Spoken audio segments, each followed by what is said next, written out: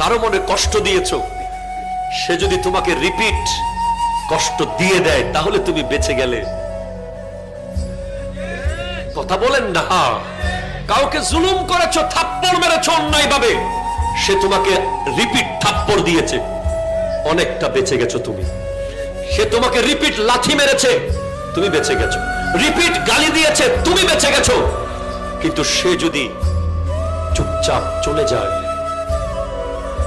থাপ্পড় খেয়ে যদি চলে যায়, গালি খেয়ে যদি চলে যায়, আপন ভাইকে গলা ধাক্কা দিয়ে বের করে দিয়েছো জাগার জন্য, আপন চাচাকে এলাকা ছাড়া করে দিয়েছো, সে যদি চুপচাপ মসজিদের জায়নামাজে এসে বসে আর যদি বলে আল্লাহ সবাই ছেড়ে দিলে তুমি তো আছো,